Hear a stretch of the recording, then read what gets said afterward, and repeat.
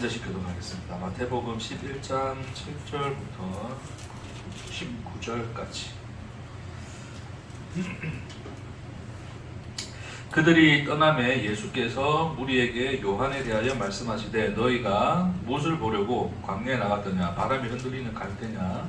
그런데 너희가 무엇을 보려고 나갔더냐? 부드러운 옷 입은 사람이냐? 부드러운 옷을 입은 사람들은 왕궁에 있느니라. 그러면 너희가 어찌하여 나갔더냐? 선지자를 보기 위함이었더냐? 옳다. 내가 너희에게 이르노니 선지자보다 더 나은 자니라. 기록된 바 보라 내가 내 사자를 내 앞에 보내노니 그가 내 길을 내 앞에 준비하리라. 이것이 이 사람에 대한 말씀이니라.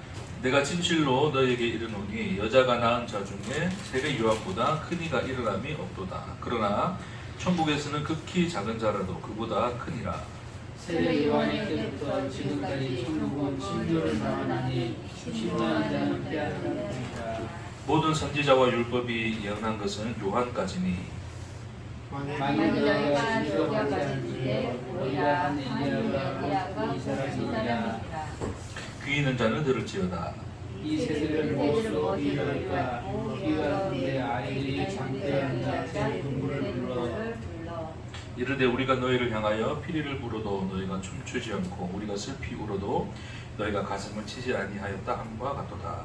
요한이 와서 먹지도 않고 마시지도 아니하며 그들이 말하기를 비식이 되었다 하더니 인자는 와서 먹고 마심에 말하기를 보라 먹기를 탐하고 포도주를 즐기는 사람이요 세리와 죄인의 친구로다 하니 지혜는 그 행한 일로 인하여 옳다함을 얻느니라. 아멘. 19절 말씀까지 보겠습니다. 오늘 본문은 특히 좀 이제 소위 이제 학자들이 이제 난제라 부르는 그 구절들이 좀 있어요. 이제 몇 구절들이 있는데 대표적인 게 뭐냐면 그 여자가 낳은 자 중에 세례 요한보다 일어남이 큰 이가 일어남이 없도다. 그러나 천국에서는 지극히 작은 자라도 그보다 크니라. 자, 요 이제 그 말씀에 대한 의미하고 또 바로 이어서 세례 요한의 때부터 지금까지 천국은 침노를 당하나니 침노하는 자는 빼앗느니라. 그리고 마지막에 지혜는 그 행한 일로 인하여 옳다함을 얻느니라. 기타 등등의 이제 요 구절들이 그 다른 그 뭐죠?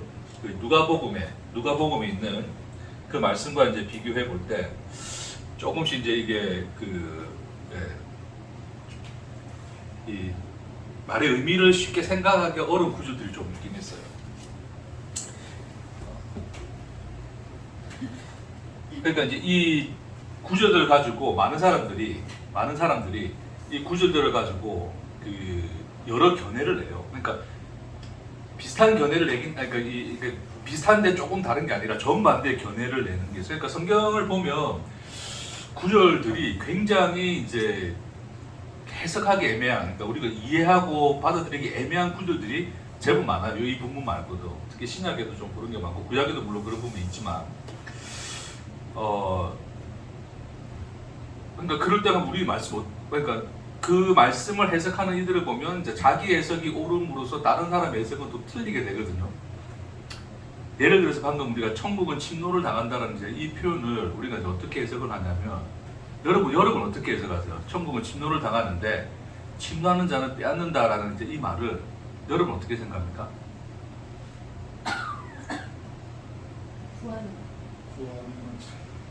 그렇죠. 누구든지 이제 천국에 가고자 하는 어떤 그런 의지를 가지고 덤벼들면 누구나에게 천국은 열려 있고 천국은 들어갈 수 있는 거다, 침노할 수 있는 거다라고 이제 생각을 좀 하죠, 그렇죠? 이걸 좀 더 확장시켜서 사람들이 또 선교적 차원에서 그런 어떤 이 천국은 침노하는 것이니까 우리가 하나님 나라의 확장을 위해서 또 더 많은 이제 그런 노력들을 함으로써 세상에 이제 이 천국을 전파하고 이제 그렇게 사람들이 이제 천국을 들어올 수 있도록 하는 일들을 해야 된다라는 것으로 이제 이야기를 하기도 해요. 근데 한편으로는 이제 또 정반대의 또 이 해석들이 있습니다. 어떤 해석들이 있냐면 이제 특히 영어 성경에 보면 굉장히 이거 폭력적인 단어로 이렇게 해석이 되어 있거든요. 영어 성경을 읽다 보면 이건 이제 어떻게 해석이 되어 있는 거냐면 마치 그런 거예요. 이 침노를 누가 하냐면 이제 특히 바리새인들, 이런 사람들이 이제 침노를 하는 거예요. 그러니까 하나님 나라는 복음을 전파는 됐는데 그 복음을 받아들이지 못하도록 오히려 그 기회조차 빼앗아버리는 그런 폭력적인 그 바리새인들의 율법주의를 이제 들춰낸 것이다. 그러니까 요한의 도로부터 천국은 선포되어졌는데 오히려 그 천국을 사람들이 들어가는 것을 가로막고 있는 것이 누구다? 바리새인들이다. 그렇죠. 여전히 왜요? 자기들은 또 율법의 어떤 그 온전한 순종을 통해서 그 의를 이룰 수 있다는 그런 생각 때문에 뭐 이방인이나 특히 혈육적으로 이제 그 유대인에 속하지 않은 이방인이나 세리나 죄인들은 하나님 나라에 들어갈 수 있다 없다? 없다라고 천국에 들어가는 것을 박탈해 버리죠. 그렇죠? 그러니까 예수님도 이제 너희가 맹인인데 너희가 맹인을 인도하여서 둘 다 구덩이에 빠진다라고 했던 것처럼 너희도 천국 못 들어가지만 들어가려고 하는 사람도 못 들어가게 한다라고 예수님이 나중에 질타를 하거든요. 그런 의미로서 천국은 이제 그 침노를 당한다. 그들에 의해서 공격을 당한다는 거죠. 그래서 그들이 이제 그 천국을 빼앗아 버린다라는 의미로 이제 해석을 해요.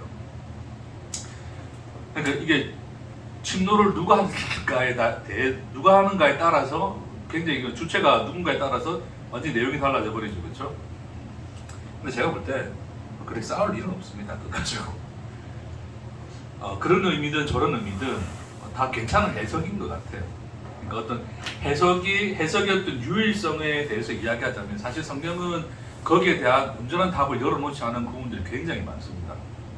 누구는 뭐 이거를 뭐 또 뭐 히브리어로 고쳐서 파자를 해가지고 뭐 이걸 의미를 해석해냈다 뭐 그러기도 하는데 그것도 다 그 자기 어떤 그런 자기 기본적인 어떤 가치관을 담아서 하는 내용일 뿐이지 그 자체도 또 온전하다 말할 수는 없어요. 예수님이 이것을 무슨 의미로 말했는가에 대해서 정확하게 이거는 이렇다라고 할 말이 할 사람이 있을까 없을까요?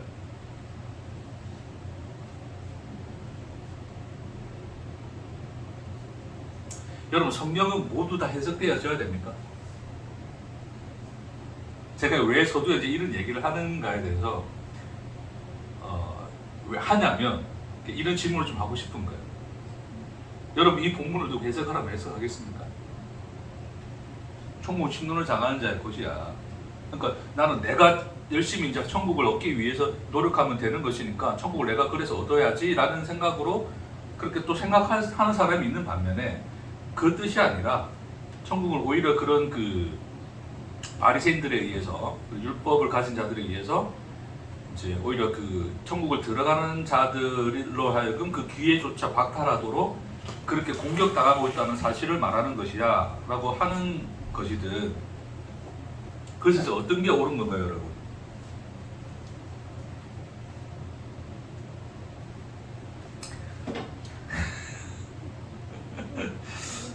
네?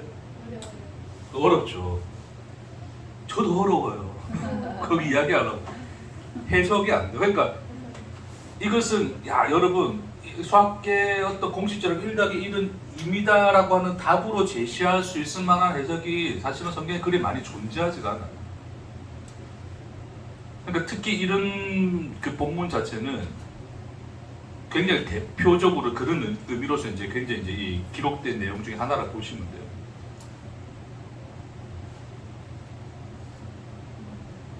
그러니까 묻는 거예요, 여러분. 성경이 다 해석되어져야 되는 거냐고.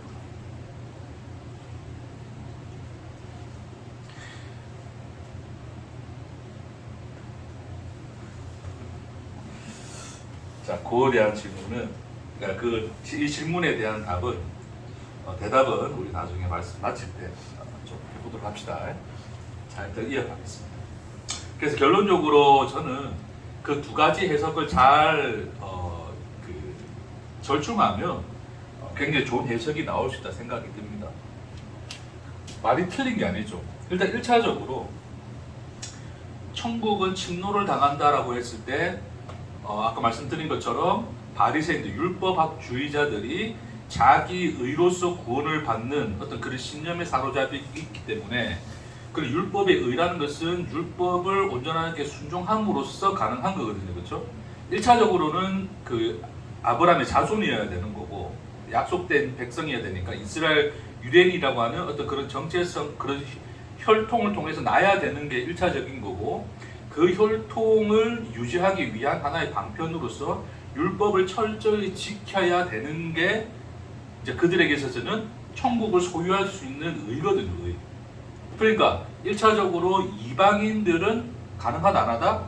가능하지 못하다. 근데 요한의 때로부터 전파되어진 이 하나님 나라의 복음은, 여러분, 때가 왔고 천국이 가까웠으니 회개하고 복음을 믿으라고 한 사람이 최초 예수입니까? 요한입니까? 요한. 네, 세례 요한입니다. 예수님 따라한 거예요. 따라한 거예요. 요한이 먼저 얘기했어요. 요한이 하나님 나라의 복음을 선포하면서 그 얘기를 했단 말입니다. 그렇죠? 네. 근데 이제 그 선포된 말씀을 듣고 누구도 왔냐면 세리하고 죄인들도 왔어요. 이방인들도 왔다 이거지.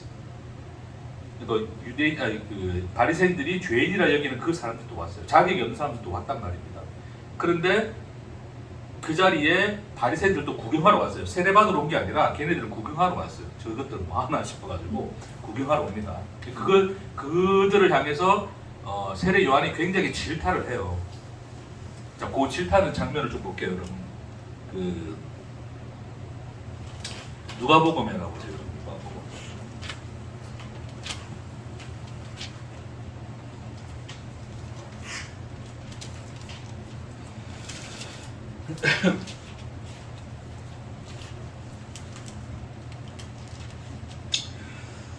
그 7절, 3장 7절.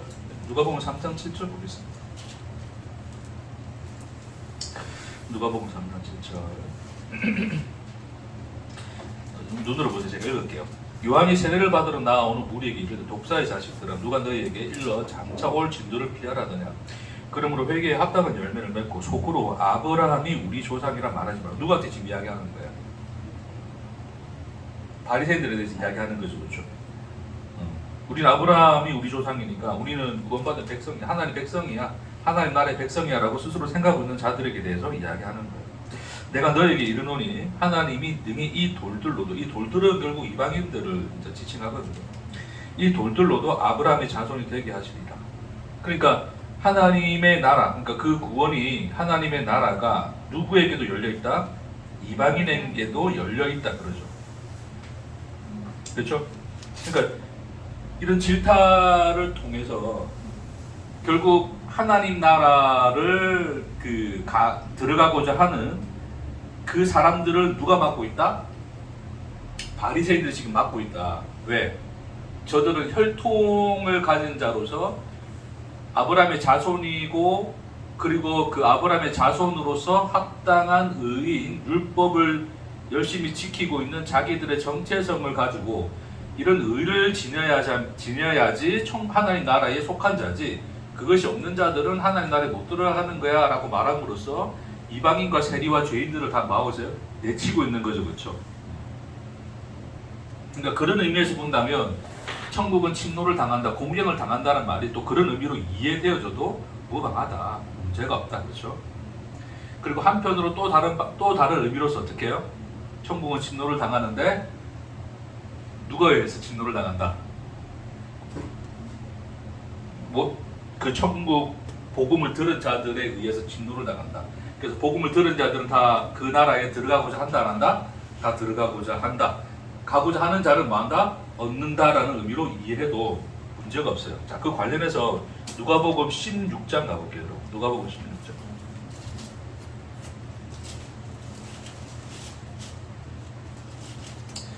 누가복음 16장. 누가복음 16장 15절부터 16절까지 제가 읽을게요. 눈으로 보세요, 여러분. 예수께서 이르시되 너희는 사람 앞에서 스스로 옳다 하는 자들이나 너희 마음을 하나님께서 아시나니 사람 중에 높임을 받는 그것은 하나님 앞에 미움을 받는 것이니라. 율법과 선지자는 요한의 때까지요, 그 후부터는 하나님 나라의 복음이 전파되어 사람마다 그리로 뭐한다고요? 침입하느니라. 그러니까 누가는 이제 요 어떤 이런 그 본문과 관련해서 기록을 이제 이런 방식으로 해놓은 거죠. 그러니까 유대인들은 뭐 했다? 스스로 옳다 여긴다. 옳다 여긴다는 것은 결국 뭐다? 나는 아브라함 자손이고 하나님 나라 백성이고 자격이 있는 사람이야. 그 자격이 있는 자로서 어떤 자기를 증명하기 위하여 율법을 지키는 자야라는 의미로서 스스로 옳다 생각하고 있는 거예요. 근데 예수님 뭐라고요? 그렇게 생각하지 말아라 이야기하는 거죠, 그렇죠? 그러면서 이제 율법과 선지자는 요한의 때까지요. 그 후부터는 하나님 나라의 복음이 전파되고 사람마다 그리로 침입하느니라. 그런 너희가 말하는 어떤 조건과 인간의 의를 가지고서 가는 것이 아니라 천국 복음이 그 길을 열어놓았다. 그 문을 열어놓았다. 그리하여 어느 누구라도 들어오고자 하는 자를 만다 들어온다라고 이야기하시는 거죠. 그러니까 이런 의미로 볼 때 또 이 본문을 오늘 이제 읽었던 마태복음 11장의 이 본문을 본다면 결국 그 침노하는 자는 누가 될 수 있다? 그 복음을 들은 자들, 누구든지 복음을 듣는 자들은 예수를 믿어, 그렇죠? 네. 하나님 나라의 백성 구원을 받는다. 자, 그와 관련해서 요한복음 1장에서는 뭐라 설명하고 있어요? 영접하는 자, 곧 그 이름을 믿는 자들에게는 뭐를 주셨다? 하나님의 자녀가 되는 권세를 주셨으니, 자, 이는 뭐로 나지 아니하고 혈통으로나 육정으로나 사람의 뜻으로 나지 아니하고, 그렇죠? 오직 하나님께로부터 난 자들이니라. 그러니까 하나님께로부터 난 자들이라는 것은 어떤 선택을 받았다는 의미라는 뉘앙스를 가지고 이것이 기록된 게 아니고, 하나님으로부터 난 그 말씀, 그 복음, 예수로 말미암아 예수를 영접하여 믿음으로 구원받는 그 사실, 그 현실을 하나님으로부터 난 자라 이야기하는 거예요. 그러니까 혈통이로나 육정으로나 사람의 뜻이라 사람의 뜻 의지거든요, 그렇죠? 근데 그것은 뭐냐면 그게 다 바리새인들이 가지고 있었던 자기들이 생각했던 구원의 어떤 그 가치관이었어요, 그렇죠? 이스라엘 백성, 하나님 아브라함의 자손이어야 되고 그런 어떤 이 인간의 그 뜻, 율법을 지켜 의를 이룬다는 그 인간의 뜻으로 나지 아니하고, 그것은 하나님의 말씀을 누가 해석한 거예요? 자기 뜻대로 해석한 거잖아요. 자기 뜻대로, 인간의 이해대로 땅의 것으로 이해를 한 건데, 그것을 예수가 와서 그 말씀, 율법과 선지자의 그 말씀을 뭐로 풀어줬어요? 하늘의 뜻으로 풀어줬잖아요. 하나님의 말씀으로, 하나님께로부터 말씀으로써 그 말씀을 풀어준 거잖아요. 그렇죠? 그 약속의 말씀, 언약의 말씀, 율법과 선지자의 그 모든 말씀을 하늘의 것으로서 풀어줬잖아요. 그러니까 그 말씀은 어디로부터 온 거예요? 하늘로부터 온 거예요. 아버지로부터, 하나님께로부터 온 거예요. 그러니까 그 말씀을 듣고 그 말씀, 그 복음을 듣는 자들, 그래서 그 복음을 듣고 예수를 영접하는 자들을 하나님께로부터 난 자들이라 이야기하는 거예요. 이해하시겠습니까? 네. 하나님께로부터 난 자들이라 그러니까 또 사람들이, 어떤 사람들은 하나님이 그 창세전부터 예정해서 그것도 하나님이 보내가지고 그 인간들만 또 다시 건져가지고 그런 걸 생각하는데, 그런 의미로 이 본문에 기록되지는 않았습니다. 이 전체 문맥과 맥락을 잘 이해하실 필요가 있어요. 자, 그럼 결론적으로 결국 이 천국은 침노를 당한다, 그리고 침노한 자는 그것을 빼앗는다라는 이 의미가 두 가지가 절충되어서 해석되어져도 문제가 있다 없다? 문제 없다. 그러니까 너무 어렵게 생각하자 하지 말자. 너무 어렵게 생각하지 말자가 결론입니다, 지금. 예. 그 말을 하려고 지금 여러분은 관심 없죠. 왜? 여러분은 뭐 말씀을 전한 자가 아니니까. 보지도 않고 이게 있었나 또 그런 표정일 수 있는데, 전하는 자 입장에서는 이거 어떻게 전해야 되지? 굉장히 골치 아픈 본문이거든요. 네, 고민하다가 왜 어렵게 생각하고 있지? 그러니까 제게도 뭐가 있냐면 그런 거죠. 말씀이 의미하는 바를 정확하게 해석해서 그것을 사람들에게 전달해 줘야 된다는 굉장히 강박관념이 자리에 있어요. 근데 그런 강박관념을 내가 돌이켜 생각해보면, 그럼 정확하게 해석한다는 건 뭔지라고 내 자신이 물어본다면, 자꾸 물어봤잖아요. 해석이 가능하냐고. 이게 진리입니다라는, 이게 정답입니다. 1+1은 2라는 그 정답처럼, 해답지처럼 제가 하는 말이 해석이 정답집처럼 여러분에게 제출될 수 있다 없다? 없다는 걸 누가 잘한다? 내 자신이 스스로 한다. 네. 이게 정답입니다 말하는 목사들은 다 사기꾼입니다. 그 말 하려고. 이단이 가장 많이 쓰는 방법이 그래요. 그러니까 특히 신천지는 깨알같이 풀어준다고 해요. 모든 말씀을 다 풀어줘요. 구약과 신약을 연결시켜가지고. 그러니까 그게 답인 거야. 답지 누가 가지고 있다? 그 교주가 가지고 있는 거예요. 그 사람만 말하는 게 진리야. 근데 그런 방식으로 일반적으로 우리가 또 복음을 전한다는 목사님들 중에서도 또 자기가 말하는 게 그 진리야 그냥. 그래 보니 사람들은 그걸 좋아하거든. 왜냐하면 해답지가 있으니까 해답을 가진 사람이 설명해 주니까 아 그래 논리적으로 뭔가 맞아. 그러면 이제 이게 혹하는 거예요. 이단에 빠지는 거나 그런 사람들에게 빠지는 거나 그래서 우리가 얼마나 이제 흔들리는 갈대 같은 존재인가를 아시는 여러분 되시길 바랍니다. 네.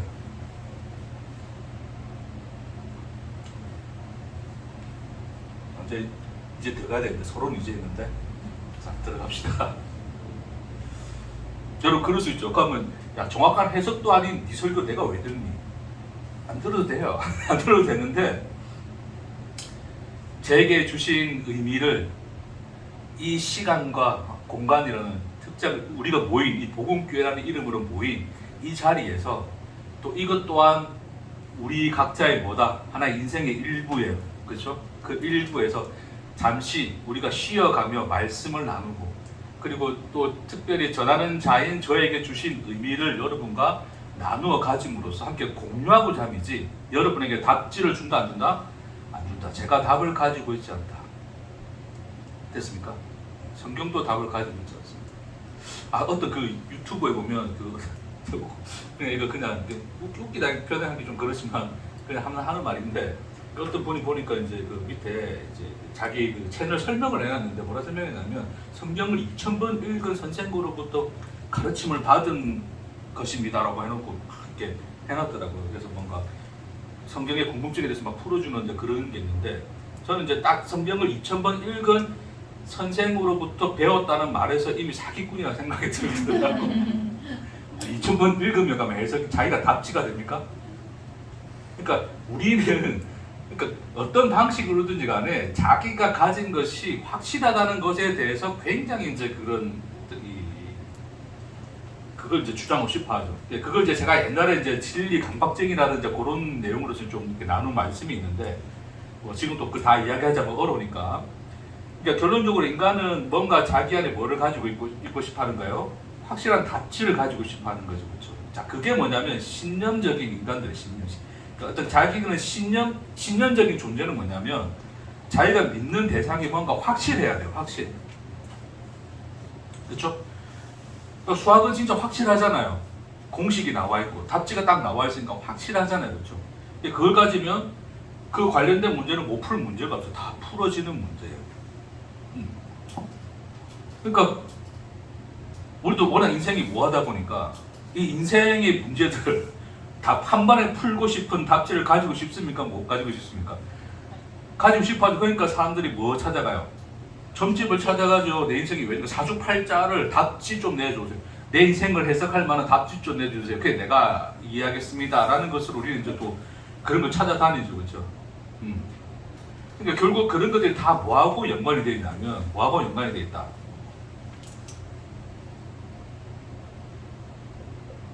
뭐하고 연관이 되어 있다? 존재죠, 존재. 자기 존재가. 우리가 그 성경에서 이런 표현을 많이 하잖아요. 이제 여호와는 나의 반석이시니 그러잖아요. 그러니까 반석이라고 하는 게 뭡니까, 여러분? 그 반석 위에 세워진 것은 흔들림이 건들리지 않습니까? 흔들리지 않는 거죠, 그렇죠? 스테이블한 거죠. 그러니까 딱 거기서 전혀 흔들리지 않는 것으로서 서 있고 싶은 거. 그러니까 그게 뭐냐면 하나의 존재성을 의미하는 상징이거든요. 그 여호와는 나의 반석이라는 것은 여호와로 나는 존재한다는 뜻을 그렇게 표현을 하는 거예요. 그렇죠? 그러니까 그런 것처럼 인간들은 흔들리지 않는 뭔가를 찾아 헤매는 거예요. 왜요? 자기 스스로가 자기 존재가 무인 거를 무의식 중에 체험을 하거든요, 이게. 그러니까 그게 두렵습니까? 두렵지 않습니까? 두렵죠, 그렇죠? 불안하죠. 그러니까 이 불안함을 잠재울 수 있는 것은 나를 딱 확실하게 세워줄 수 있는 그 뭔가, 지탱해줄 수 있는 뭔가가 있어야 된단 말입니다, 그렇죠? 그래서 그것을 구하기 위해서 인간들은 뭐를 찾는다? 답을 찾는다. 진리라는 것을 찾는다. 이런 거죠. 진리라는 것을 인간이 자기 속에 것으로 소유를 하고 나면 이제 그것이 내게는 뭐가 돼요? 구심점이 되죠. 구심점. 반석이 되어버리는 거예요. 그래서 반석을 내가 반석 위에 서서, 그러니까 진리를 가짐으로써 반석 위에 서서 나의 존재성을 가질 수 있는 거죠. 그렇죠? 그게 인간들의 속성이에요. 그러니까 이 진리로 뭐 대체되어지는 것들이 많죠. 그러니까 바리새인들은 이 진리는 뭐였습니까? 그들에게 있어서는 네? 혈통, 또 뭐요? 율법, 이런 것들이죠. 그러니까 바리새인들은 뭐다? 나는 아브라함의 자손이다라고 믿고 있죠. 그는 당연한 거죠. 왜냐면 우리 아버지가 지금 아브라함의 그 후손인 거고, 그 위에 다 올라가면 다 아브라함으로 다 연결되어 있는 거죠. 전부 다. 그러니까 혈통만큼 자기들에게 있어서는 자기 존재로 세워줄 수 있는 가치가 있다 없다? 없다. 그러니까 굉장히 그들에게 있어서는 목숨만큼 중요한 거죠. 자기들의 어떤 존재 자체를 증명할 수 있는 가장 확실한 방법, 라이센스죠. 그렇죠. 근데 그것을 밖으로 표현하여 다른 누군가에게, 하나님 앞에서와 다른 인간들 앞에서 그런 내가 혈통임을 증명하는 방식이 뭐냐면 율법을 철저히 지키는 거거든요. 그러니까 율법을 지키는 것이 그러니까 이게 순서상 잘 이해를 하셔야 돼요. 유대인들은 율법을 지켜서 그 하나님 백성이 되는 게 아니라 하나님 백성이라는 혈통, 정체성을 가지고 있어요. 그렇죠? 그 정체성이 망가뜨려지지 않기 위하여 율법을 지킵니다. 그게 자기가 그 혈통이라는 것을 증명하는 방법이니까 그것을 통하여 자기 정체성을 지키는 것이지, 이것을 율법을 지킴으로써 자기의 어떤 그 정체성을 세우고자 하는 게 아닙니다. 이해를 하셨죠? 그렇죠? 그러니까 그들에게 있어서는 이것이 뭐로 자리 잡고 있다? 진리로 잡아 있는 거죠. 그렇죠? 그러니까 결국 이런 것들이 그들 안에 다 뭐가 되는 거다? 뭐가 된다? 신념이 되는 거예요. 그러니까 주일날은 안식일날 일하면 된다 안 된다? 안 된다. 그러면 안 된다는 이 신념을 지켜내기 위해서 그들은 뭐 했다고요?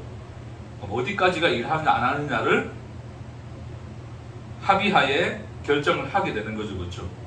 지금도 여전히 뭐 엘리베이터 그 버튼 누르고 하는 거 알죠? 그렇죠? 에너지를 발생시킨다 안 시킨다는 등등 그런 기준들을 가지고 안식일을 지킨다 안 지킨다가 되는 거죠. 그러니까 심지어 이제 사람이 구덩이에 빠져 있어도 안식일을 구하면 됩니까 안 됩니까? 안 되잖아요. 네. 사람이 아픈데 일요일 안식일날 예수가 그 사람 고쳤단 말입니다. 근데 그 고친 걸 가지고 뭐 하는 거예요? 지금 뭐라 하는 거예요? 이 바리새인들은 왜 안식일을 범하냐 그러죠. 그렇죠? 다 뭐예요 그들이? 안식일을 지켜야 된다는 신념하에, 이 신념이 결국 뭐예요? 자기 존재성을 증명할 수 있는 이 방식이기 때문에 이 신념을 버릴 수가 없어요. 그 사람들. 그러니까 아무리 아픈 사람이 있어도 일요일은 절대 병원 가면 된다 안 된다? 안 된다. 이런 거지. 이런 거.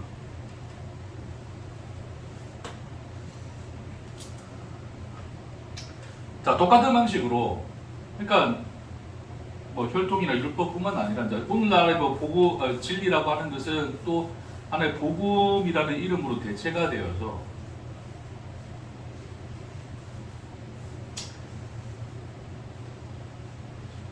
제가 볼 때는 말입니다. 이 복음이 지금 사람들에게 있어서는 뭐냐면 이게 해석이 해석. 뭐가 복음입니까? 다 똑같은 성경책 쓰고 있는데 전국에 다 교회 다 똑같은 성경책 쓰고 있잖아요. 네? 뭐가 복음이에요, 근데? 뭐 제가 전하면 복음이고 다른 사람 전하면 복음 아닙니까?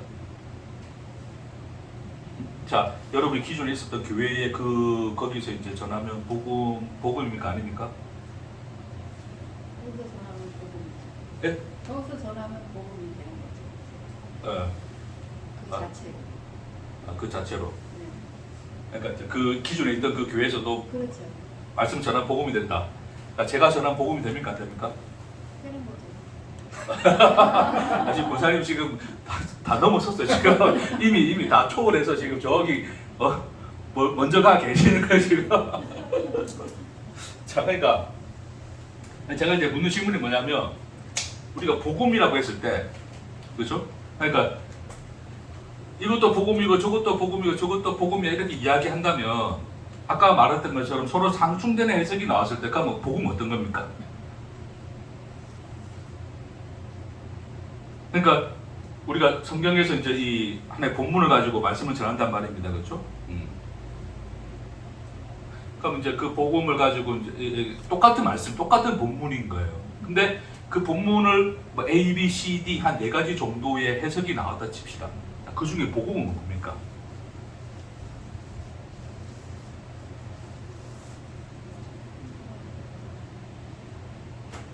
네? 여러분 굉장히 복음이라는 것을 굉장히 애매하게 지금 생각하고 살고 계신 거죠. 애매하다기보다는 말로 표현하기 힘들어서 그러나? 그러니까 ABCD라는 게 있어요. 뭐가 복음입니까? 자기가 그 말씀을 듣고 네. 자기한테 와닿는 게 복음이라고 생각하는 거 아니에요? 그렇죠. 각 사람 안에서 그래야 되는 거죠. 그러니까 결국 뭐냐면 어떤 우리가 똑같은 이제 성경이라는 이제 이 말씀을 줬을 때, 자, 이 성경을 우리가 가지고, 자, 성경은 다 똑같은 거예요. 근데 그 똑같은 성경을 어떤 사람이 설교하면 야, 저 복음도 아니야 그러게 되고, 어떤 사람이 설교하면 아, 저거 복음이야 된단 말입니다. 그렇죠? 그러니까 결국 뭐예요, 그게? 성경 자체가 말하고 있는 그 본문 자체보다도, 성경 자체보다도 뭐가 복음인 거예요? 해석이 복음인 거죠. 그렇죠? 근데 해석이라는 게 한 가지만 존재합니까? 여러 가지가 존재합니까? 여러 가지. 쉽게 말해서 답이 여러 개 있단 말입니다. 그러니까 어느 게 진짜 답입니까? 라고 물어본다면, 그렇죠. 사람들 거기서 이제 혼동하고 헷갈리고 이단에도 빠지고 막 그런단 말입니다. 그렇죠. 자기 해석으로 그렇죠. 자기 해석을 따라갈 수밖에 없으니까. 그러니까 뭐냐면, 근데 이제 뭐냐면 이제 결국 자기 이제 저 전환자 입장에서 이야기할게요, 여러분. 이제 듣는 자 입장에서는 물론 또 각자 또 개인이 또 받는 은혜도 또 다르기 때문에 우리 그걸로 생각하지 마시고 제가 전하는 자 입장에서 저 입장에서 한번 생각해 보십시오, 여러분. 전하는 자 입장입니다. 전하는 자 입장에서 내가 어떤 본문을 이렇게 해석했단 말이에요. 그럼 그 해석이 틀리기를 바랍니까? 맞기를 바랍니까? 맞기는 당연히 맞기를 바라겠죠. 당연히 맞아야 되는 거겠죠. 네. 틀린 게 아니라. 네. 그러니까 그 말씀에 합당한 것이어야 되는 거겠죠. 그렇죠? 근데 합당하다라 여기는 것이 여러 개 존재해. 그럼 그 중에 어느 걸 골라야 될까? 라고 한다면 답을 고를 수가 있습니까? 근데 인간에게 있어서는 인간은 뭐를 찾고 싶어 한다? 답을 원하는 그렇죠. 하나의 확실한 답을 원하는 거예요. 이들처럼 이 유대인들이 바리새인들이 가지고 있는 그것처럼 우리가 진리라고 했을 때 진리를 잘못 오해하는 것이 뭐냐면 복음에 대한 해석이 완전한 것으로서 해석을 가지고 싶어하는 거예요. 그래야지 뭐로 삼을 수 있어요? 자기 신념으로 삼을 수 있는 거죠. 절대 이것은 변하지 않아 이래 되는 거예요. 됐죠? 그걸 찾기 위해서 이게 맞다 저게 맞다 뭐 또 누구 어떤 목사님들은 또 뭐 바자도 하고 뭐 베르벨 방식을 써서 성경을 해석해 내려고 한단 말입니다. 예를 들어서 제가 오늘 말씀 이거 읽으면서 진노하는 자에 대한 이야기를 하면서 제가 뭐라 했어요? 난 답을 안다 모른다.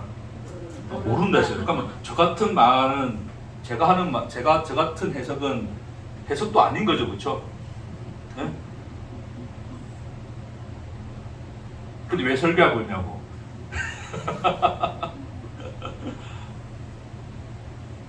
자, 그에 대한 이야기를 좀 하려고 해요.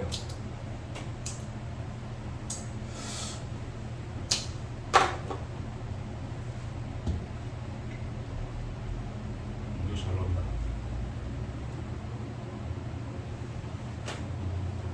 여기 있네. 바로 눈앞에.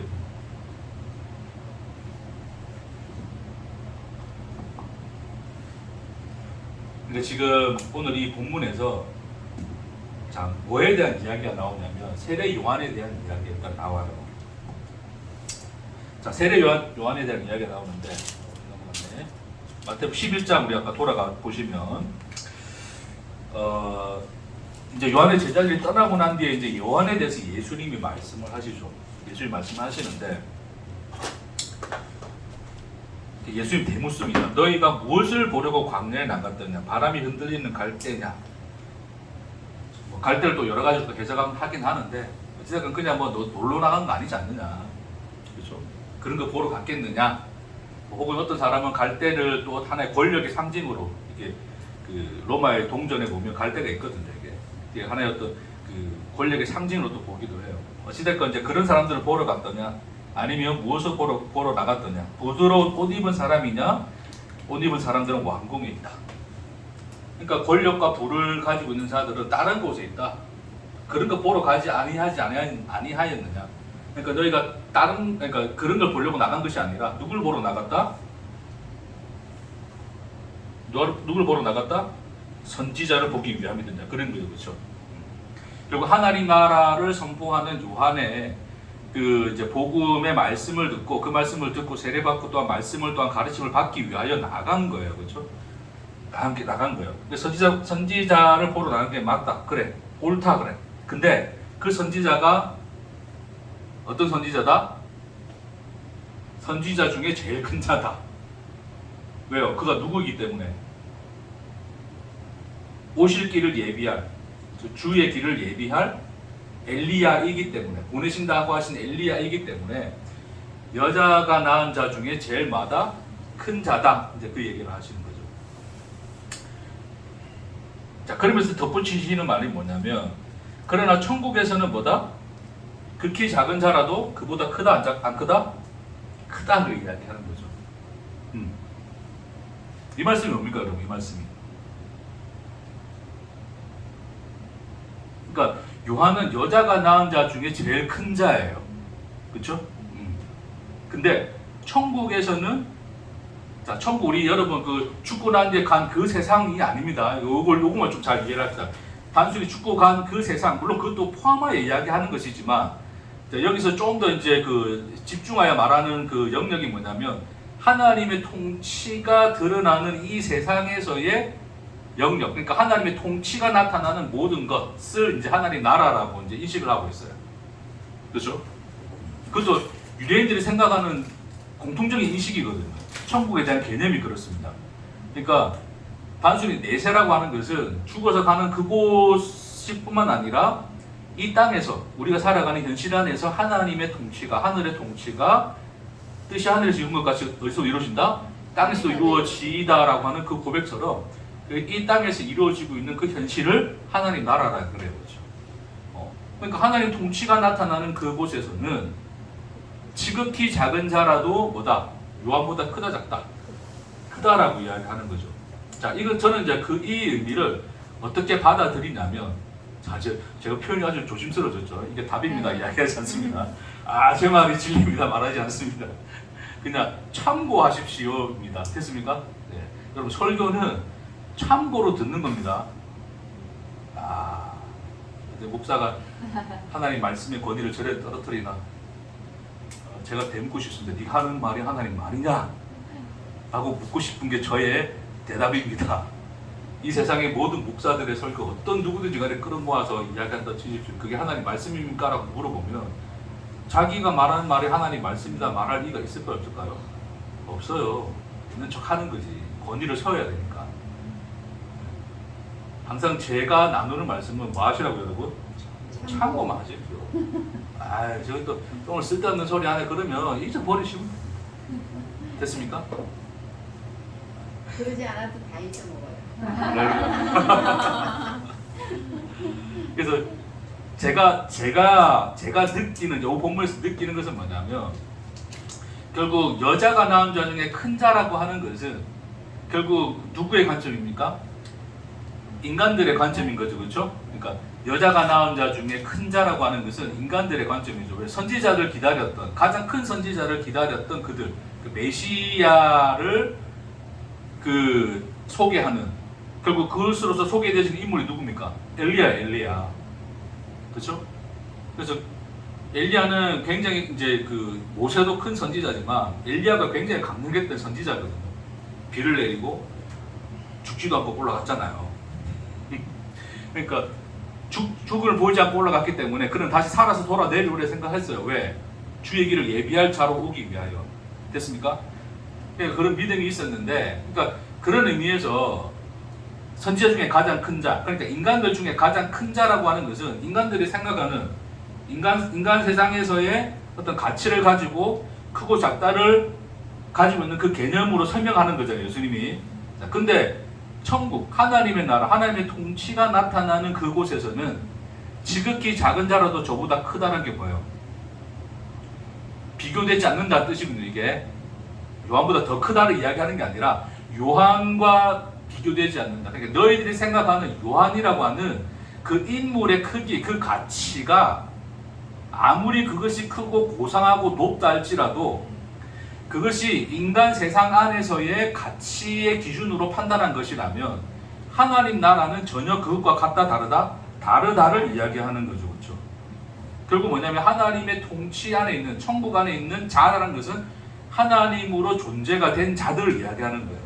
그러니까 존재가 된 자들은 세상에서 지극히 작아 보이는 그 세리와 죄인, 아무것도 아닌 어린아이 같은 자라 할지라도 뭐하다고요? 그가 존재다라 이야기하는 거예요. 존재면 너희들이 생각하는 그 인간 역사 속에서의 가장 큰 자로서 여겨지는 그 어떤 인물들보다도 뭐하다? 크다, 비교되지 않는다를 이제 그렇게 대조시키 이야기하는 거죠. 그러니까 천국이란 것이 결국 세상이 가지고 있는 이 가치하고는 전혀 다른 것이다를 이제 이렇게 대조하여 표현하고 계신다라고 이제 생각하시면 될 것 같습니다.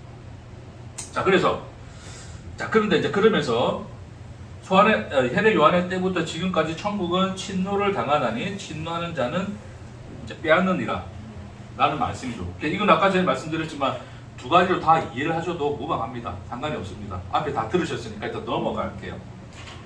자, 모든 선지자와 율법이 예언한 것은 어디까지다? 요한까지다. 결국 요한이 뭐예요? 마지막 선지자가 되는 거죠, 그렇죠? 그러니까 결국 예수를 소개하여 그는 이제 역사의 무대에서 사라질 것을 이야기하는 거예요. 자, 그런데 16절에 가서 예수님이 이제 그런 말씀해요. 15절부터 보면 귀 있는 자는 들을지어다 그러시면서 16절에 이 세대는 무엇에 비유할까? 비유하건대 아이들이 장터에 앉아 제 동물을 불러 이르되 우리가 너희를 향하여 피를 불어도 너희가 춤추지 않고 우리가 슬피 울어도 너희가 가슴을 치지 아니하였도다 함과 같도다. 자, 그러면서 이제 그것이 어떤 의미인가를 설명하시죠. 요한이 와서 먹지도 않고 마시지도 아니하매 그들이 말하기를 뭐했다? 귀신이 들렸다 하더니 인자는 와서 먹고 마시며 말하기를 보라 먹기를 탐하고 포도주를 즐기는 사람이요 세리와 죄인의 친구로다 하니. 그러니까 지금 이 유대인들은 그러니까 스스로 존재가 되고자 하는 그 세상의 대표성을 가진 자들로서 이제 이 바리새인들이죠. 뭐 바리새인 혹은 유대인 다 여기서 이야기를 같이 괜찮을 것 같습니다. 자, 이 바리새인들은 요한을 보고서 귀신을 들었다 그러고 예수를 보고서 만다 먹고 논다 그러는 거예요. 그렇죠? 자, 요한과 예수는 그들에게 뭐를 가져왔다? 자, 가져오신 분은 예수지만 이제 결국 그 천국 복음을 뭐했다? 그들에게 전하였잖아요, 그렇죠? 하나님 나라가 왔다를 이야기하는 거죠, 그들에게. 자, 근데 그들은 요한도 거절하고 누구도 거절한다? 예수도 거절한다. 왜 거절할까요? 그들이 거절한 이유가 뭡니까? 자기들의 신념이 안 맞아요. 그렇죠. 그들은 뭐로서 존재성을 가지고 있는 자들이다? 자기가 가진 신념으로서 존재성을 가진 자들이죠. 결국 신념 안에서 모든 건 뭐합니까? 재단하고 판단하죠. 그렇죠? 옳고 그름을 스스로가 야 요한 죽어보니까 야 저 미쳤어 저 밥도 안 먹고 지금 광야에서 뭐 하는 짓이야 이제 그래 되는 거예요. 근데 예수 와서 봤더니 하나님 나라를 뭐 전한다는 사람이 요한은 아예 아무것도 안 먹고 그냥 막 귀신 들린 자처럼 광야에 있는데 예수는 뭐 하고 있다 지금? 그냥 세리하고 죄인들과 올려서 그냥 술자리 하고 한 잔 기울이고 안주 먹고 그런단 말입니다. 그러니까 그런 모습들을 보면서 그들이 뭐 한다고요? 이제 비판을 하는 거죠, 그렇죠? 결국 그 비판이라는 것은 결국 예수와 요한을 통하여 전파되어지는 천국의 복음. 그러니까 하나님 나라가 선포되어지고 하나님 나라가 그들 앞에 놓여졌음에도 불구하고 그들은 만다 취하지 않는다. 그것을 가지지 않는다. 침노하지 않는다. 그렇죠? 그걸 거절하였다 이야기한단 말이에요.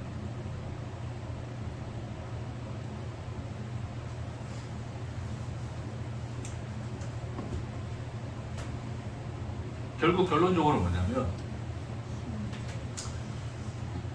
이 신념이라고 하는 이 인간이 가진 자기 존재를 지켜내기 위한 자기들의 반석. 그래서 이 기독교 안에서는 이제 이게 믿음으로 표현되죠. 그렇죠? 자기 믿음이라고 하는 그 믿음. 이것으로 말미암아 그들은 뭐를 거절하냐면 결론적으로 천국을 거절하는 거예요. 그럼 그들이 갖고자 했던 천국은 뭘까?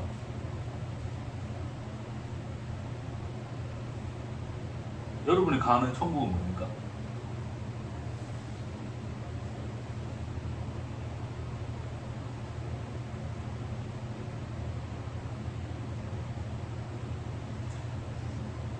갑작스럽게 질문하니까 할 말이 없나? 안 가봤어. 당연히 죽어서 가는 이제 그곳은 우리가 당연히 안 가고 지금 그걸 가봤으면 여기 계시면 안 되는 거죠. 아직 우리가 다 여기서 서로 이렇게 눈을 쳐다보고 말할 수 있는 거는 아직 다 아무도 안 가봤어요. 아직 안 가봐서 몰라. 근데 예수가 말한 천국이란 것은 단순히 죽어서 가는 그 자체를 이야기하는 것이 아니라 뭐를 다 내포하고 있는 거예요. 그렇죠. 하나님의 이제 우리 통치라 말하는 그러니까 하나님이 이 세상에 관여하시는 모든 현실이 다 뭐예요? 그게 천국이거든요. 천국. 통치라 좀 표현을 쓰면 약간 좀 정치적인 용어 같아서 제가 관여한다는 좀 표현을 썼습니다. 그게 좀 더 여러분에게 이해가 좀 더 되실 것 같아요. 왜냐하면 통치란 말은 굉장히 어찌 보면 또 관념적인 단어라서 제가 관여한다 좀 이렇게 좀 표현을 좀 하겠습니다. 그러니까 하나님이 관여하시는 세상 모든 것의 현실인 거죠, 그렇죠?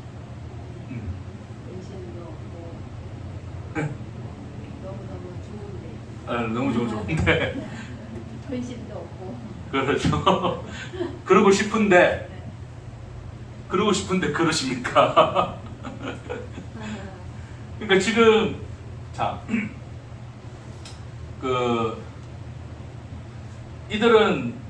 이들은 지금 뭐하냐면 천국을 거절을 하고 있어요. 거절을 했어요. 예수로 말미암아 예수가 가져온 현실인 그 하나님이 관여하시는 함께하시는 그 세상의 현실을 그들은 뭐한다? 거부를 하는 거죠. 그럼 그들이 생각하는 천국이라는 것은 뭡니까? 왜 그들은 그것을 거부할까요? 그들이 생각하는 천국은 뭐길래 이걸 거부합니까?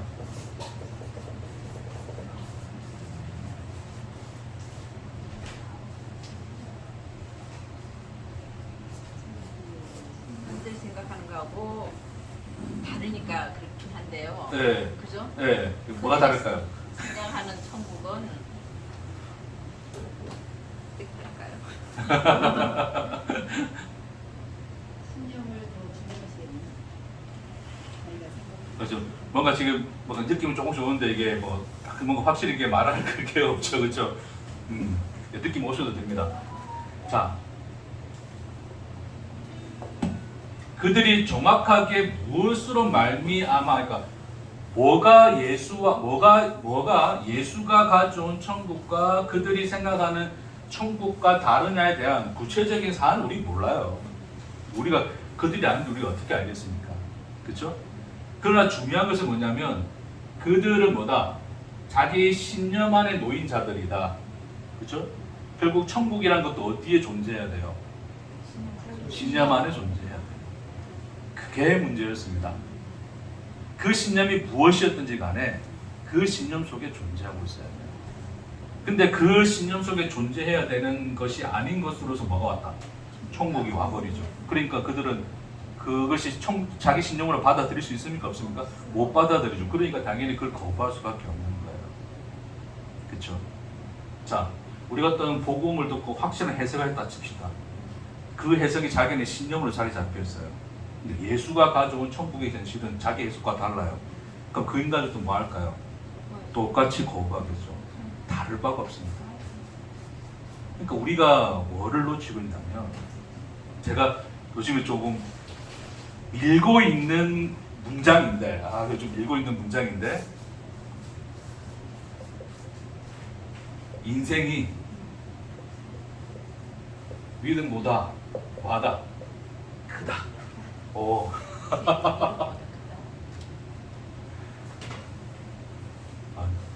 제가 밀고 있는 문장.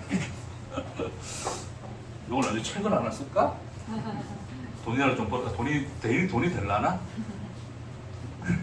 여러분들 영업 사원으로 이제 척척 해가지고. 자, 이제 요거 설명하고 이제 마칠게요. 하나님이 세상을 뭐 하셨다? 창조하셨다. 자, 창조하셔놓고 하나님은 세상을 창조하셔놓고 세상 위에 군림하여 세상을 다스리는 하나님이 아니라, 우리 다스린다는 하나님 다스린다는 표현을 하지만, 그런 하나님이 우리 인간들이 생각하는 그 왕이 왕권의 자리에서 그 백성을 다스리듯이 법과 질서를 통하여 누군가를 통제하고 그것을 유지하기 위하여 뭔가 힘을 쓰는 것으로서 인간이 통치하는 방식의 다스림이 아니라, 하나님의 다스림이라는 것은 뭐였다? 그렇죠. 창조 세계 밖에 있는 것이 아니라 스스로가 창조하신 세상 속에 들어오신 것이다. 결국 창조한 이 창조 세계는 누구의 세계다? 네. 그게 하나님 나라예요. 본래적으로 그랬다를 예수를 보내요. 땅에 예수를 보내어 그 현실이 어떤 현실인가를 예수가 태어나 십자가에 죽고 부활하는 그 모든 인생으로서 설명을 하신 거예요, 하나님이. 그러니까 하나님이 세상에 관여하시는 모든 현실을 나타내신 분이 누구예요, 그게? 그게 예수잖아요, 예수. 하나님이 세상에 어떻게 관여하시더냐?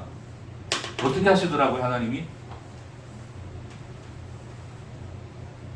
죽은 자 살리시고, 아픈 자 고치시고, 병든 자도 고치시고, 귀신도 내어주시고, 복음도 전하시고, 가르치시기도 하시는데, 그렇다고 예수를 미워하고 예수를 대적하는 놈들을 다 처단하고 번개 내려가지고 다 초부수고 불태우고 하셨더라가 아니라 뭐 하셨더라?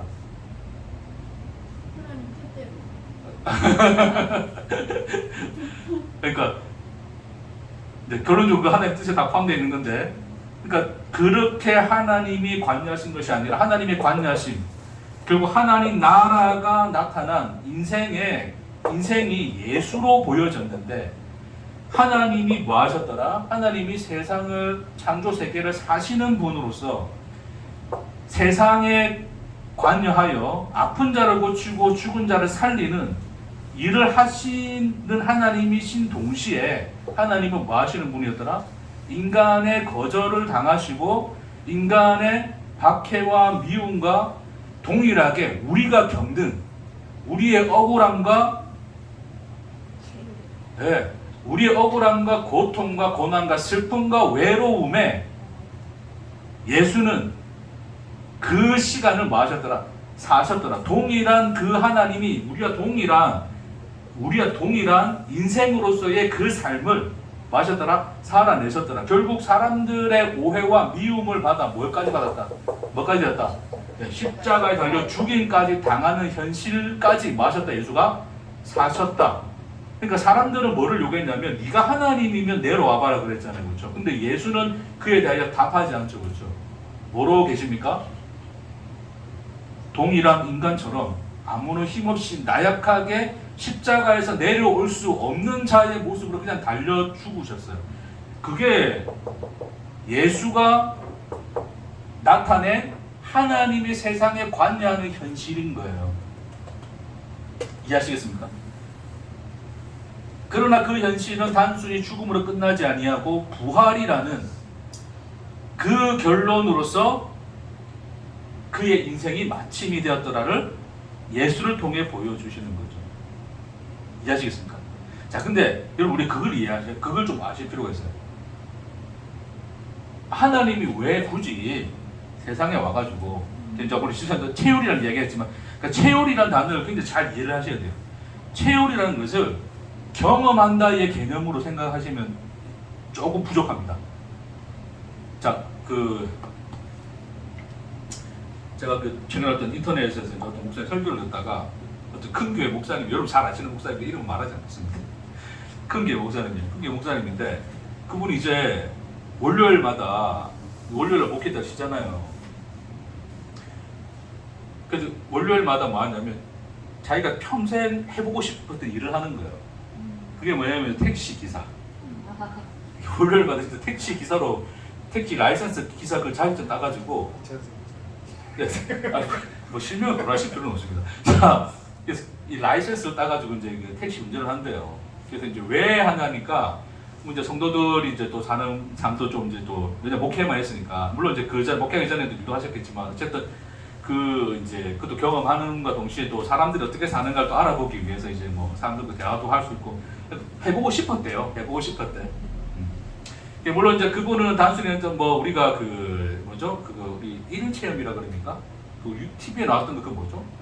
뭔가 어떤 현장에서 삶의 체험 현장. 아 삶의 체험은 그 KBS 1인가요? 그게 제가 KBS 1을 안 봐가지고 삶의 체험 현장처럼 이제 단순히 뭐 그런 의미로 이제 본인도 그렇게 생각하지 않을 거예요. 요거 체험한다고 내가 알까 뭐 생각은 하겠지. 어쨌든 이제 본인 하고 싶었던 일이고 하니까 이제 체험을 하는 거예요.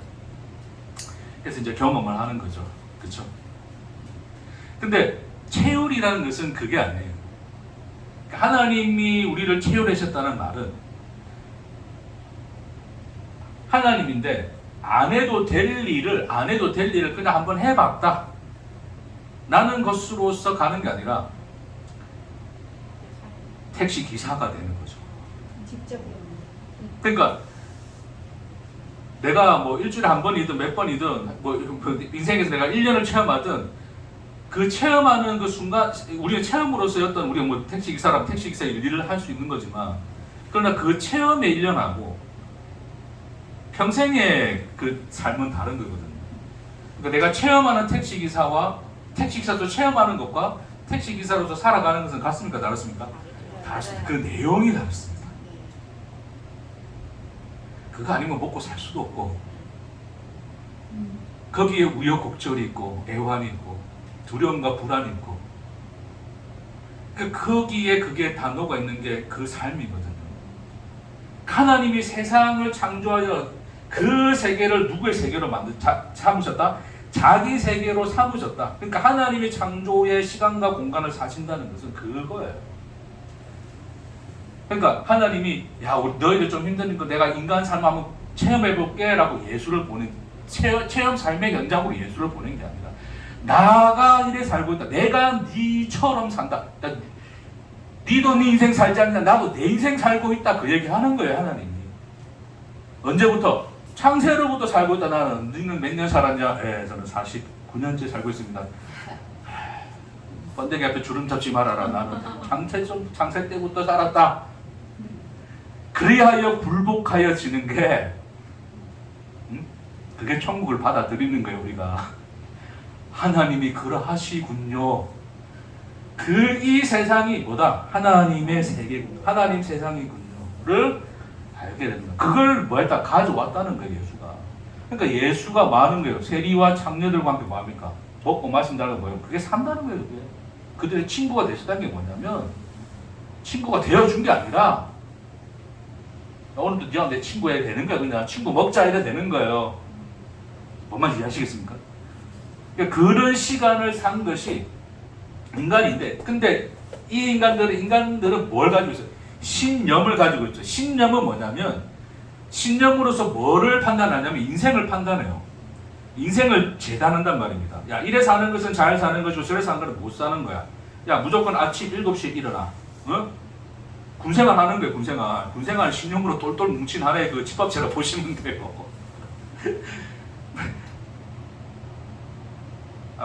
예, 제대로 아침 7시 일어나는 게 좋죠. 건강상. 예, 건강을 위해서는 좋긴 좋습니다. 제가 안 좋다는 말은 아닙니다. 자, 어찌됐든 인간이라는 것은 이제 그런 거예요. 그러니까 그렇게 재단하여서 이래 사는 삶과 저렇게 사는 삶에 대하여 인간을 판단하게 되고 절대 나는 그런 삶을 살지 아니하리라고 뭐합니까? 똘똘 뭉쳐있죠. 그렇죠?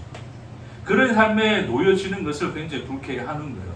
그러니까 심지어 제가 뭐 저는 이야기했지만 뭐 진짜 자식의 예를 들어서 뭐 학자금을 내야 되는 날이 이제 뭐 내일 모레인데 돈은 부족하고 벌어야 될 돈을 위해서 오늘 일을 나가야 되는데 일요일이야.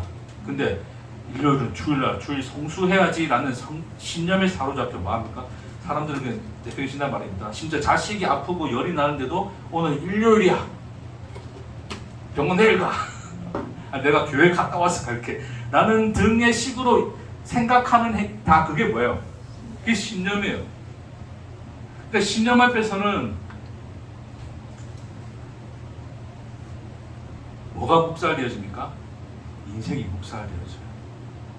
그렇죠?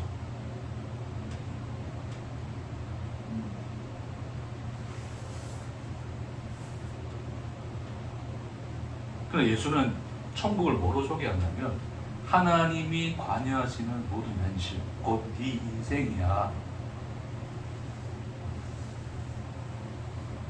근데 인간들은 뭐 한다고요?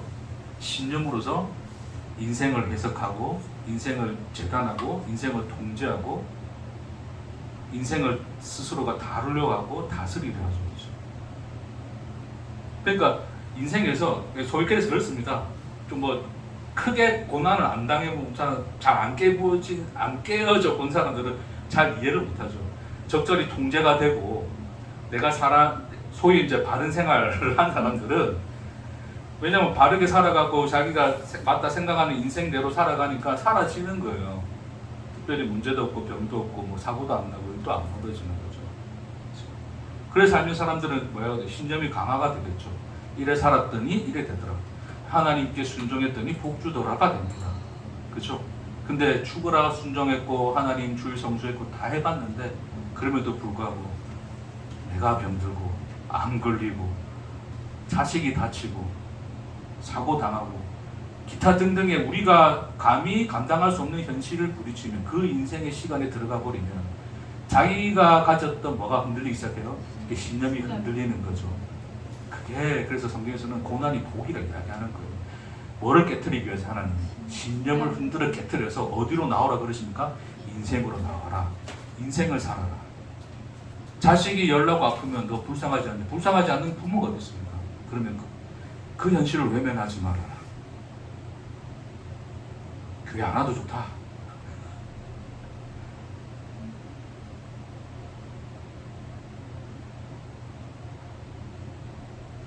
그러니까 우리는 그렇게 따지고 싶죠. 우리 지난주입니까? 지지난주입니까? 아들이 죽었잖아요.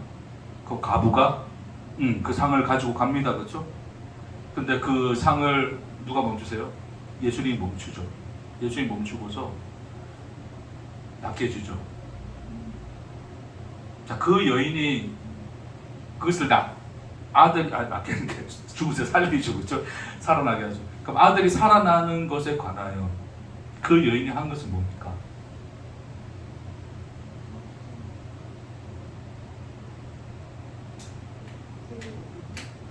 데리고 가는 거? 네? 하나님한테 데리고 가는 거. 슬퍼한 거, 애통한 거. 그럼 애통 안 하면 안 살려줬을까요? 그리고 자기 자식이 죽었는데 애통 안 하는 부모가 어디 있을까요? 아무것도 없으면 어떡해요? 그 여인은 뭐 했어요? 그녀를 붙들고 있던 신념 같은 게 존재했겠습니까? 다 무너지고 포기되어지고 그냥 그녀도 함께 죽음으로 가는 길이에요. 인생을 살고 있었습니다. 신념이 무너지고 신념이 그의 성이었던 그가 쌓았던 성이었던 신념의 벽이 허물어지고 인생의 시간 속으로 나가고 예수의 긍휼 앞에 멈춰버립니다. 예수도 그녀에게서 어떤 믿음의 조건도 찾지 않으시죠. 야, 네가 하나님 백성이냐? 이방인이냐? 유대인이냐? 너 순종 얼마나 했니? 기도 얼마나 했니? 하나님 경외하니 따위로 묻지 않습니다. 그녀가 어떻게 살았는가를 묻지 않습니다. 단순히 뭐를 봅니까? 자식을 잃은 여인의 인생을 보고 있습니다. 그것이 매이고 목이 매여서 예수가 그 긍휼함에 그 상을 손을 대고 멈추라 그러시죠. 너의 어떤 현실도 나의 긍휼을 넘어서지 못해. 여기서 멈춰라 가 됩니다. 그게 하나님 나라예요. 하나님과 함께 인생을 살게 되는 것, 인생 안에서 그분을 만나는 것, 그게 하나님 나라입니다. 그래서 여러분 이제 그런 거죠. 그래서 이제 주장도 그런 질문했지만, 그럼 목사님 예수 안 믿은 사람들 천국 갑니까라고 물어보면 성경에 뭐라 되어 있어요? 성경에 뭐라 되어 있어요? 이거 성경에 되어 있잖아요. 빨리 뭐 이야기해 보세요. 성경에 뭐라 되어 있어요? 나로 말미암아 아버지께로 갈 자가 없죠. 그러니까 뭐라는 거야? 나를 믿으라, 믿지 마라. 나를 믿으라. 믿는 자는 구원을 받는 건데 안 믿으면 구원 안 받는다면서요, 그렇죠? 그 말이 맞습니까? 들었습니까?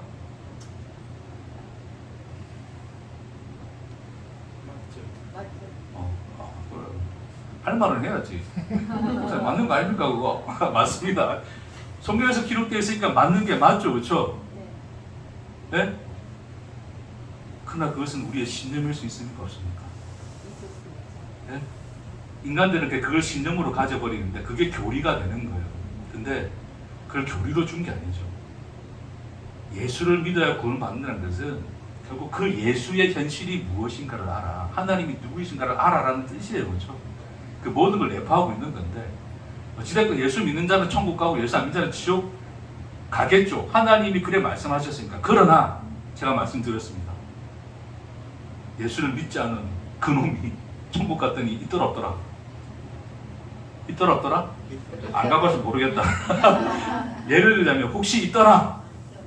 있으면 어떡할 건데요? 네? 놀래겠죠.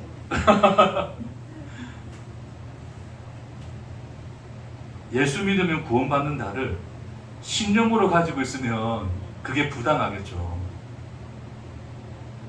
그러나 그것이 신념이 아니라 인생의 내용으로 가지고 있으면 하나님이 그를 예수를 안 믿어도 천국에 들러 보낸다 할지라도 내게는 부당할 일이 있습니까? 없습니까? 없습니다. 왜요? 제가 인생 살아보니까 제가 예수를 잘 믿을까 못 믿을까요? 살다 보니까 내가 일단 구원받을 예수 믿었는데 그 믿음이라는 게 지켜집니까? 안 지켜집니까? 절대 나는 주님 배신하지 않고 죄지지 않고 세상 쳐다보지 않고 그랬습니다라고 했는데 그게 됩니까? 안 됩니까? 안 돼요.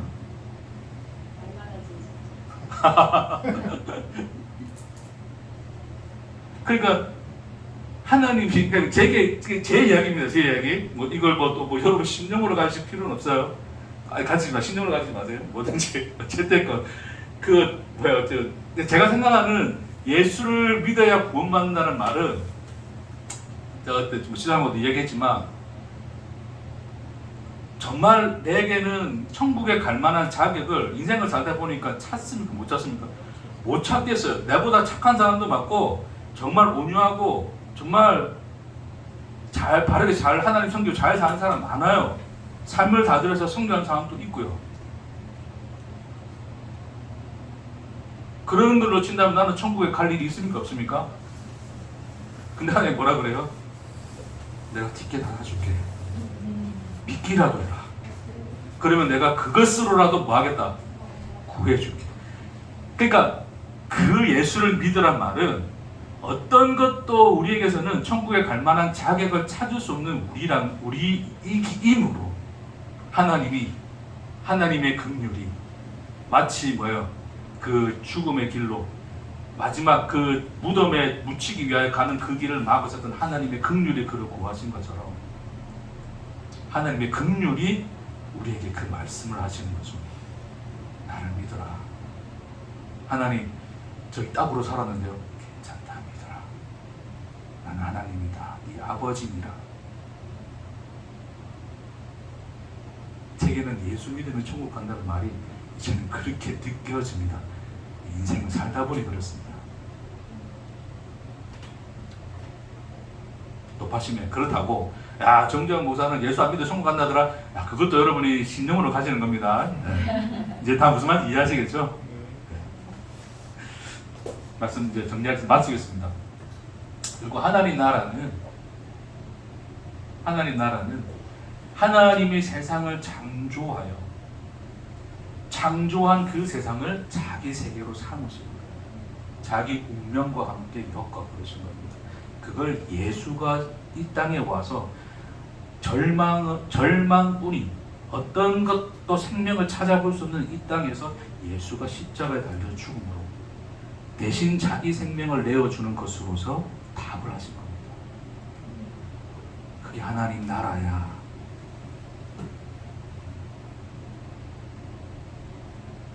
너의 결론, 너의 인생의 결말, 나의 긍휼을 넘지 못한다. 내 안에 있노라를 말씀하십니다. 그리하여 세리와 죄인들이 달려옵니다. 거리낌 없이 진노합니다. 그래서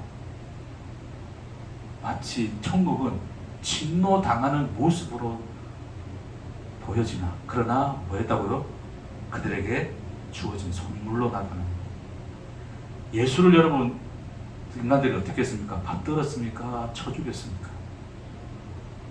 예수를 쳐 죽였잖아요. 그렇죠?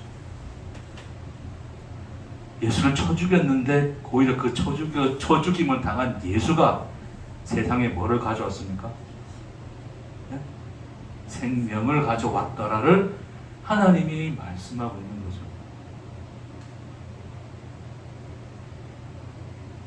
그렇게 하나님이 천국을 우리에게 뭐 해준 바 되었다? 내어준 바 되었다. 거리낌 없이 달려오너라. 그리고 뭐하라? 인생을 살거라. 아멘.